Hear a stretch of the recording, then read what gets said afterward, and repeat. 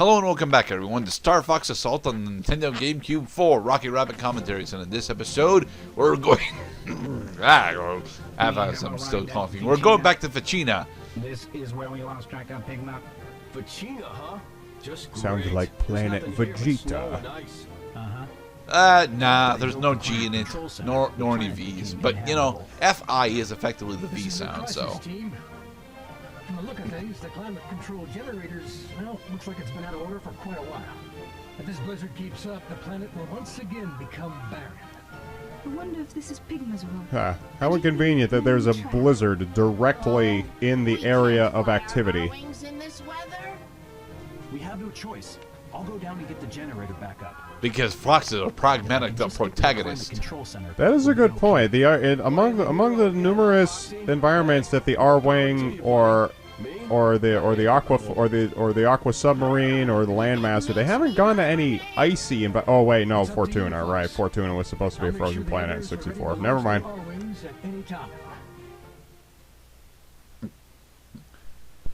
Recapture the climate control center. You see, it's not just Earth that has problems with climate. Eventually, we're going to learn how to terraform ice worlds.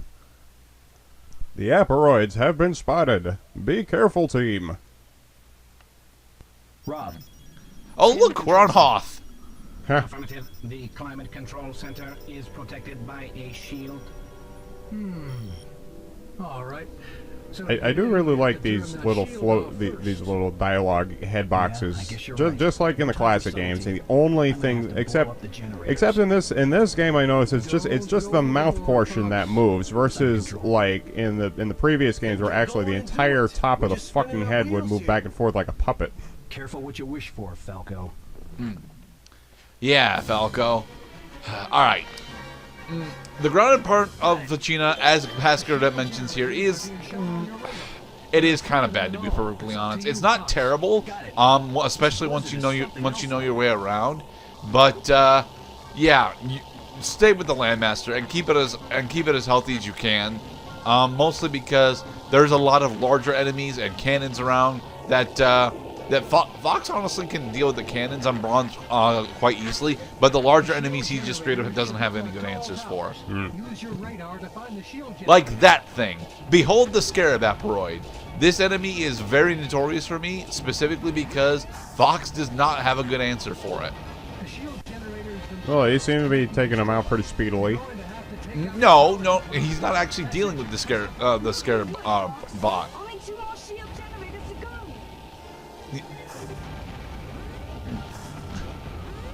Take out yeah, the we're not able to deal damage to it because it's not exposing its head to us. So.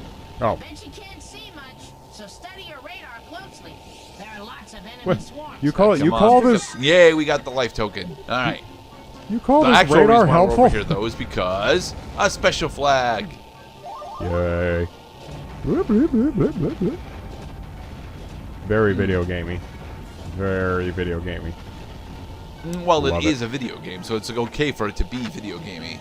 Yeah, and then there are those games that try to be more like a movie than an actual video game. I'm not trying to, Slippy. I'm trying to cross the map to get to the other shield generators in order to take them down. It just so happens that this is one of the more direct paths in order to do that. So. Well, again, I'm not really seeing what the big deal is with these Scarab Aperoids. You've been taking them out pretty quickly. No, we aren't fighting the Scarab Aperoids, Cloud. Oh, well, what are these things? These are Aperoids certainly, but these are these are the standard beetle ones that we were fighting over on Katna. The giant Scarab Aperoids that have the giant stone ball on their back. Okay, well just tell me when it comes up. No, we've already seen one of them. Well, tell me when the next one comes up. All right. I like Fichina. I like Fichina as a single-player map. I don't actually like Fichina as a multiplayer map, to be perfectly honest. There's one. Yeah, this part of the map is absolutely littered with these guys, and you'll notice that. Yeah. They're significantly harder than most of the Aperoid species that will fight throughout the entirety of the game. They actually have multiple different attacks. They've got the homing missile attack that we don't have a good answer for, and then combined with that, they also happen to have the rolling attack, which the Landmaster is effectively the only decent way to survive it. Whoa, whoa. Hey, buddy. Mind you, if you do take them out, they're worth a full additional 5 hits. So nice. They're worth taking out, but they're not worth fighting. Speaking of hits, the maps have a funny way of incentivizing you to go after certain objectives in order to get your hit count up, so of course, so you can get medals. Are there any particularly valuable targets throughout the game, like, say, hit 50? No. Hit 50 is not a thing that exists in this game. And honestly, I'm kind of glad about that, because hit 50 would pretty much explicitly be an enemy that you would want multiple copies of, and they wouldn't actually give that to you. So... See, players may be wondering, after playing StarFox 64, how do you get 200 hits in Venom? And I'll tell you. You have to enter Venom airspace to go after True Andross in the hard mode run, the more difficult route of the two. After you go through Area 6 defense zone, each of Team Starwolf's advanced R-Wings are worth 50 hits apiece. So that's how you reach the two, because usually you will finish that with 227 hits, 204 for defeating Team Starwolf, and then the additional 23 by taking out the first form of Andross, the eyeballs, and the brain. Actually, no, it's the eyeballs and the brain, respectively, that give you the rest of the points, because Andross's external flesh does not actually yield points. Okay. And then there's Macbeth. Macbeth. The blizzard, Mr. Cloud. Fox? Fox? But now, unfortunately, we have to do the John Carpenter thing. Quit yelling, Falco. I'm fine. Oh no, Fox has to take on the Thing. There must have been an ID problem. The sentry bots have taken a liking. It's a sentry bot. It's like 3 sentry bots. I'm on my way. Hold on. Yeah. That's more than 3 sentry bots, Mr. Cloud. Hey guys. All right, so the big thing about the sentry bots is that they're completely immune to damage until they attack you. I see. You gotta act quickly. I'm on my way. It's honestly not a bad gimmick, all things considered, but it is really annoying, and it makes it really difficult to actually build up hit combos during this segment. Yeah. Whining, I'm almost there. They'll just keep coming till you're neutralized. Fox, where are you, Falco? I mean, to be honest, the hit combo system is it's a force to be reckoned with. I can see that there would be an extensive learning curve involved, because the combo system has a different stipulation for each of the levels. That, for instance, I say now would be your best time to get your combo hit up, because all of your targets are in the same general vicinity.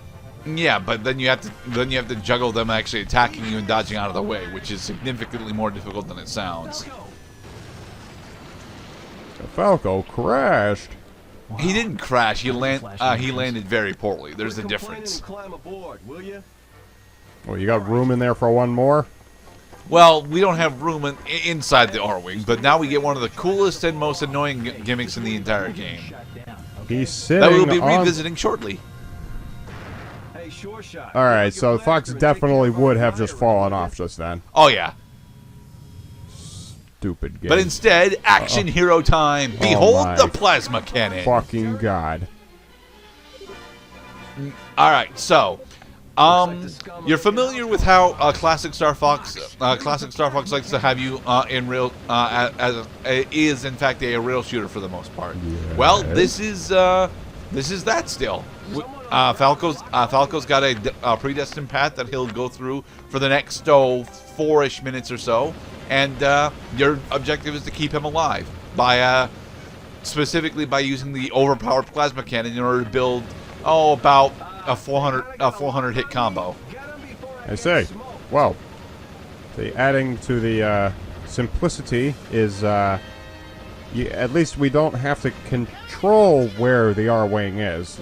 Conceivably, the only thing we can do is just moving around the targeting cursor. Yeah. which is honestly a good thing. Specifically because it allows us to have enough time to deal with the cannons that are attempting to lock onto us, as well as get these bonus asteroids that are scattered throughout the segment.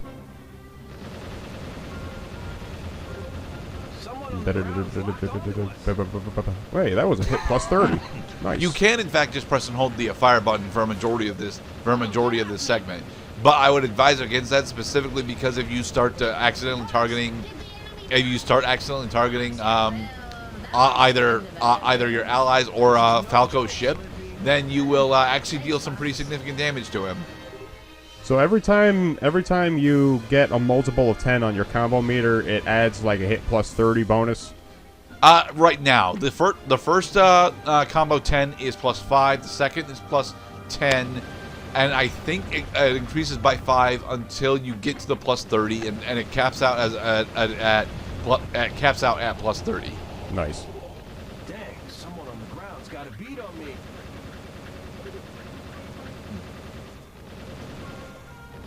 Say hello to my little friends. They're very little and off in the distance. I'll do better next time. Are you okay, Slippy? Pull yourself together. Quit dinking around, Slippy. I honestly do like this segment. I like this segment specifically for both this and our retread. Mostly because it is a very easy way to get absurdly high hits. But to be perfectly honest, it makes this and the second mission that has it effectively just freebie medals.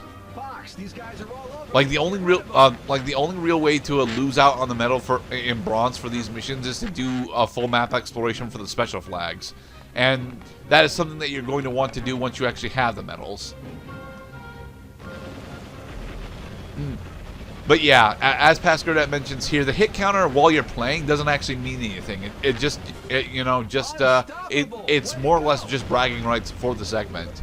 I finished the R-wing transfer preparations. So you're telling me because we're also counting on a time bonus at the end of the game, at the end of the level, that it's not going to be enough to earn the medal? This time it will be.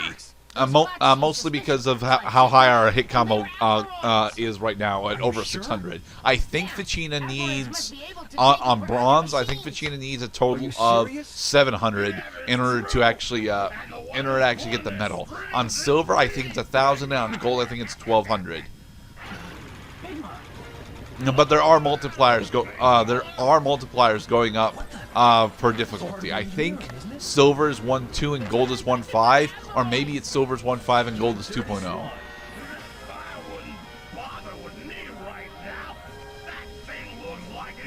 He's right, Fox.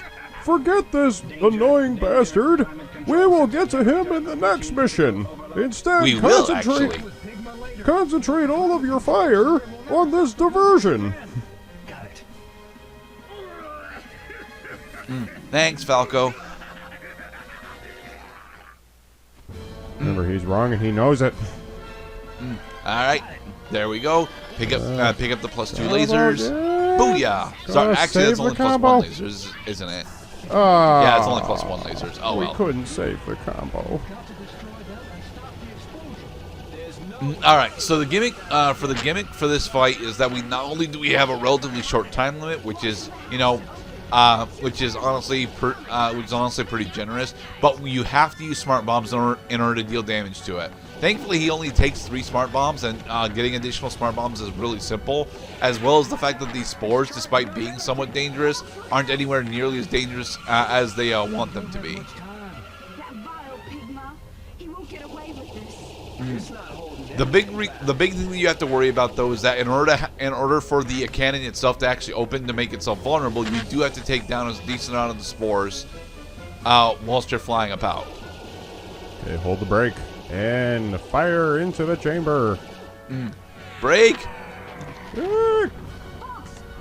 Yeah, on bronze you only need to hit it with 2 bombs, but One more shot. Move it, Fox. The hatch is open. Now's your chance. The hatches no, are open. It is not our chance right now, Peppy. Specifically because if you are behind it while it's doing the opening, yeah, you don't really have enough time to get around there, to get around even with boost. So now we have +2 lasers. Haha. Yay. Oh, hyper laser time. +2 lasers is honestly a godsend for most of the silver campaign, but it's a bit overkill for most of bronze. And so we have successfully destroyed the cannon using smart bombs. Woohoo! Da, da, da, da, da, da, da, da.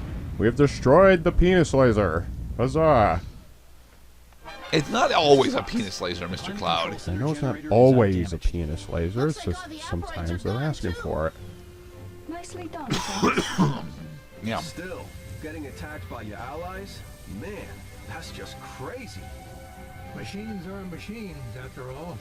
Those without strong wills can be easily turned to evil. This is the only theme that the story honestly has. Strong wills, allies or enemies. Honestly, the theming in this game, although it's nice, is very underexplored. Sounds like someone I know. That's all. Is it, Daddy? Are you thinking about James McCloud? What the fuck? So here's something that we don't actually see the Aproids do all that often.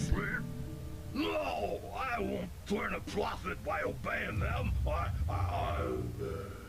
Pigma is Yeah. being taken control There's of from foreshadowing within. there, specifically for the next level.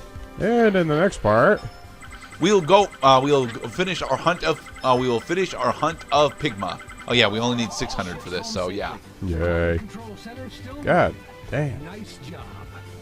All right, everybody, be safe. See you next time. It's a lot of hits. Saving